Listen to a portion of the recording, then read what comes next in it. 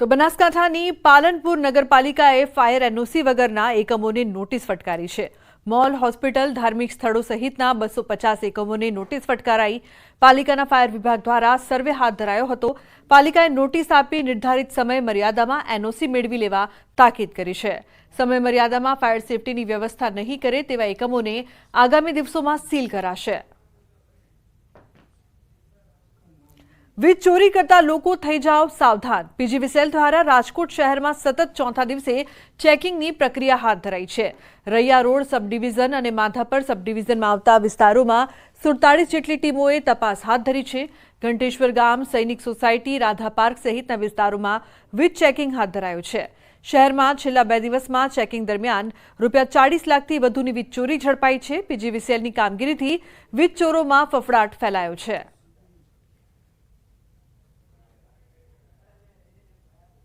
તો સુરતના પૂણા ગામમાં ગટરના પાણી ઉભરાતા સ્થાનિકોએ અનોખી રીતે વિરોધ કર્યો છે। મારુતિનગરમાં વારંવાર રોડ પર ગટરના પાણી ઉભરાતા સ્થાનિકો પરેશાન થયા છે। સોસાયટીમાં જ્યાં જુઓ ત્યાં ગટરના પાણીની રેલમછેલ જોવા મળી રહી છે। ત્યારે સ્થાનિકોએ ભાજપ અને આપના ઝંડા અને પોસ્ટરો સાથે વિરોધ નોંધાવ્યો। ગટરના પાણીથી સોસાયટીમાં અનેક જગ્યાએ પાણીજન્ય અને મચ્છરજન્ય રોગચાળો ફાટી નીકળ્યો છે। સ્થાનિકોએ કહ્યું છે કે તંત્રને વારંવાર રજૂઆત કરવા છતાં કોઈ નિરાકરણ નથી આવતું।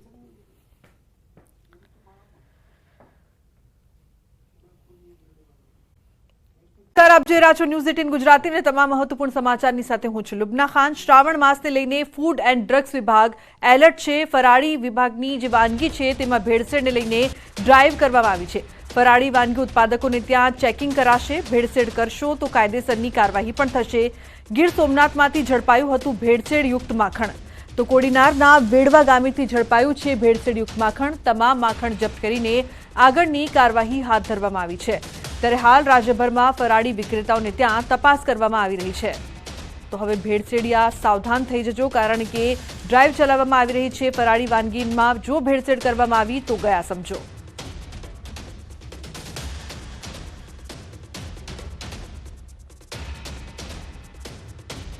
ફરાળી વાનગીમાં કોઈ ભેળસેળ કરીને રાજ્યના નાગરિકોની ધાર્મિક લાગણી ન દુભાવે અને ભેળસેળવાળો ખોરાક ન આપે એના માટે દર વર્ષની જેમ આ વર્ષે પણ એની ડ્રાઈવ આપવામાં આવેલી છે। જ્યાં ફરાળી મોટાપાયે ઉત્પાદન થતું હોય, ફરાળી લોટ હોય, ફરાળી વસ્તુ હોય, તો એ ફેક્ટરીની તપાસ કરવાની દરેક જિલ્લાના ડીઓને સૂચના આપવામાં આવેલી છે। અને જ્યાં મોટું આઉટલેટ હોય ત્યાં પણ એની તપાસ કરી સૂચના આપે છે। સામાન્ય રીતે આ તહેવાર દરમિયાન કોઈક ફરાળી લોટની અંદર બીજા આપણે ઘઉંના લોટ કે બીજા લોટ ભેળવીને આર્થિક લાભ લેવાની કોશિશ કરતા હોઈએ, એવું ન બને એના માટે આપણે એક આગોતરું આયોજન કરેલું છે। તો ઘરની બહાર નીકળો તો સાવધાન થઈ જજો, કારણ કે પ્રાણીઓ હવે આવી ગયા છે રસ્તા ઉપર। આ 4 દ્રશ્યોમાં જોઈ શકાય છે કે મગર, કપિરાજ, સાપ અને રખડતા ઢોર જોવા મળી રહ્યા છે। અંકલેશ્વરના કોસંબડી રુદ્રાક્ષ રેસિડેન્સીમાં બૂટમાં ઝેરી સાપ દેખાતા ફફડાટ ફેલાયો। તો કોસંબડી ગામના રુદ્રાક્ષ રેસિડેન્સીમાં રહેતા એક વ્યક્તિ બહાર જવા નીકળ્યો અને પોતાના જૂતા પહેરવા માટે પગ નાખતા જ અંદર ખૂંખાર અને ઝેરી કોબરા સાપ સંતાયેલો હતો। સાપ બૂટમાં ફૂંફાડા મારતો હતો। ત્યારે ખેડાના બમરોલીમાં કપિરાજનો કાળો કહેર, 25 લોકોને ઘાયલ કરવામાં આવ્યા। બાળકોથી માંડીને વૃદ્ધોને વાનરોએ નિશાન બનાવ્યા છે। નાનકડા ગામમાં તોફાની વાનરના આતંકથી લોકો ઘરની બહાર નીકળતા ફફડી રહ્યા છે। વરસાદે વિરામ લેતા જ મગરો રસ્તા પર દેખાયા। ગીર સોમનાથના કોડીનારમાં મસમોટો મગર આવી ચડ્યો। કોડીનાર છાછર ગામે શિંગોડા નદીના બ્રિજ પર મગર ચડી આવ્યો હતો। તો મગર બ્રિજ પર રાત્રે લટાર મારતો જોવા મળ્યો। દાહોદમાં 2 સ્થળોએ રખડતા ઢોરે આતંક મચાવ્યો છે। દાહોદમાં રખડતા પશુએ ટીઆરબી જવાનને અડફેટે લીધો। ફરજ પરના ટીઆરબી જવાનને રખડતા પશુએ અડફેટે લેતા જવાન ઘાયલ થયો। તો અરવલ્લીના મોડાસામાંથી ઝડપાયેલ કથિત બોગસ સિંચાઈ કચેરીની તપાસ પૂર્ણ। ડીપીઈઓની અધ્યક્ષતામાં રચાયેલી 5 સભ્યોની તપાસ સમિતિએ બંધ કવરમાં સોંપ્યો છે અહેવાલ। 2 માસ સુધી સમિતિએ સઘન તપાસ કર્યા બાદ ડીડીઓને સોંપ્યો છે અહેવાલ। તપાસ નિષ્પક્ષ અને સચોટ કરવામાં આવી તેના પર રહેશે નજર। 22 મેએ બાયડના ધારાસભ્ય ધવલસિંહ ઝાલાએ નકલી કચેરીનો પર્દાફાશ કર્યો હતો। તો નકલી કચેરીમાંથી સરકારી સિક્કા સહિત દસ્તાવેજ કરાયા હતા જપ્ત। કચેરીમાંથી મળી આવ્યા હતા વર્તમાન ભૂતપૂર્વ અધિકારી સહિત 5 લોકો।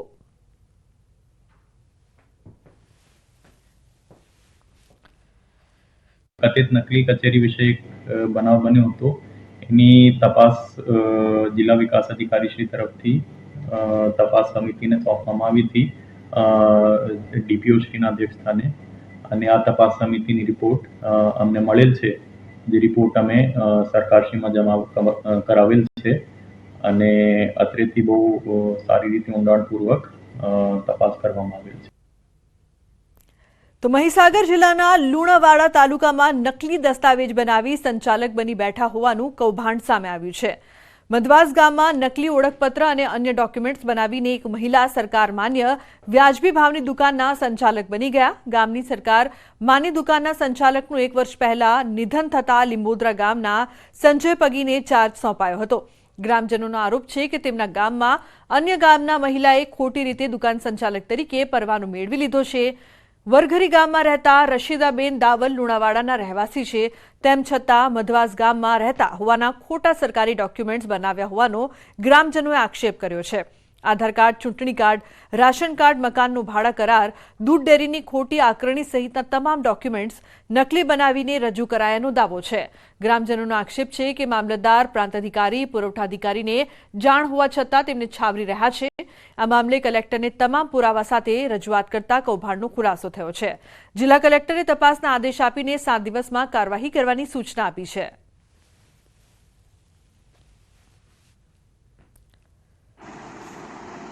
દુકાન સસ્તા અનાજની હડપવા માટે ખોટા ડોક્યુમેન્ટ કઢાયા છે અને મેં ભાડા કરાર માટે કોઈ સંમતિ આપી નથી, કોઈ સહી કરી નથી, મારી ખોટી સહી કરી અને ડોક્યુમેન્ટ કાઢ્યા છે એમણે। કાર્યવાહી સંપૂર્ણ થવી જોઈએ અને અમના ગામને તથા મને ન્યાય મળવો જોઈએ। અમે જ્યારે 3 દિવસ પહેલાં પ્રાંત સાહેબની ઓફિસે ગયા ત્યારે પ્રાંત સાહેબે અમને એમ કીધું કે આ વારસાગત એને મળ્યું છે, એના ફાધર ઓફ થઈ ગયા છે એટલે વારસામાં આવે છે।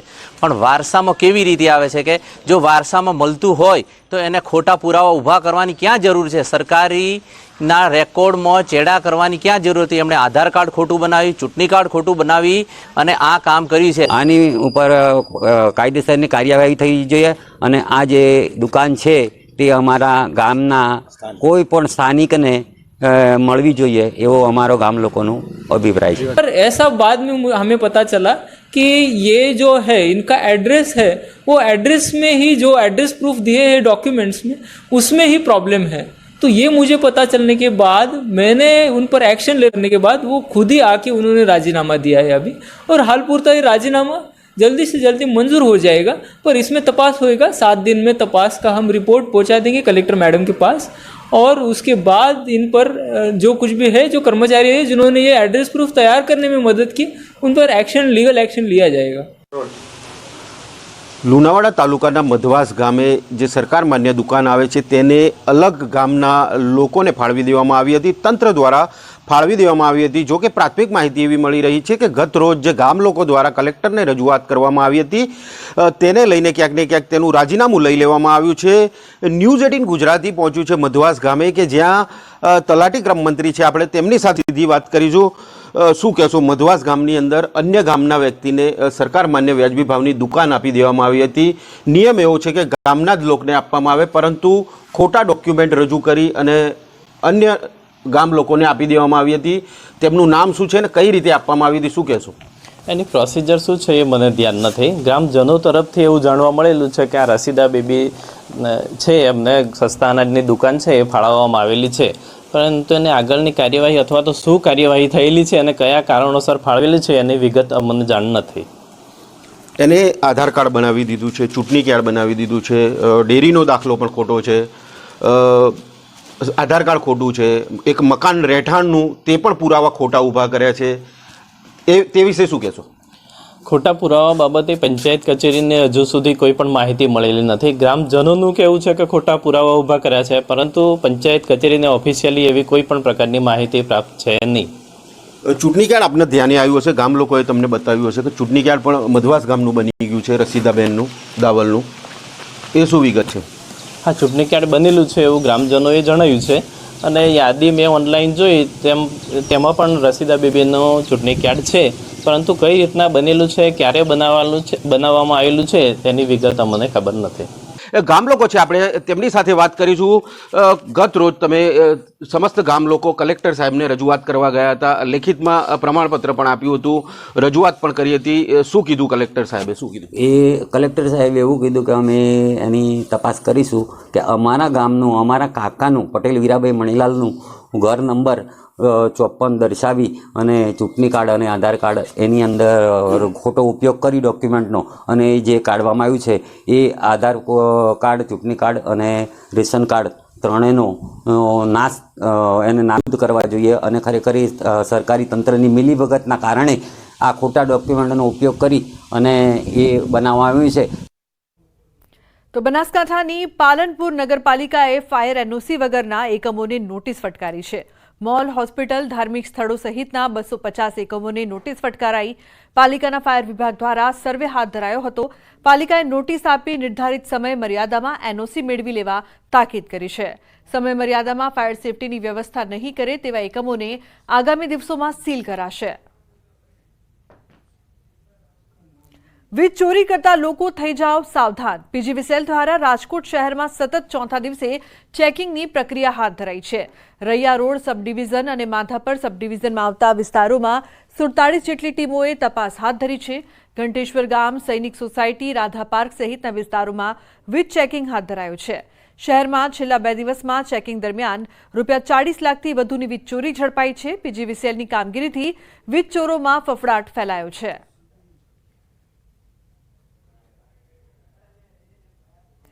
તો સુરતના પૂણા ગામમાં ગટરના પાણી ઉભરાતા સ્થાનિકોએ અનોખી રીતે વિરોધ કર્યો છે. મારુતિનગરમાં વારંવાર રોડ પર ગટરના પાણી ઉભરાતા સ્થાનિકો પરેશાન થયા છે. સોસાયટીમાં જ્યાં જુઓ ત્યાં ગટરના પાણીની રેલમછેલ જોવા મળી રહી છે. ત્યારે સ્થાનિકોએ ભાજપ અને આપના ઝંડા અને પોસ્ટરો સાથે વિરોધ નોંધાવ્યો. ગટરના પાણીથી સોસાયટીમાં અનેક જગ્યાએ પાણીજન્ય અને મચ્છરજન્ય રોગચાળો ફાટી નીકળ્યો છે. સ્થાનિકોએ કહ્યું છે કે તંત્રને વારંવાર રજૂઆત કરવા છતાં કોઈ નિરાકરણ નથી આવતું.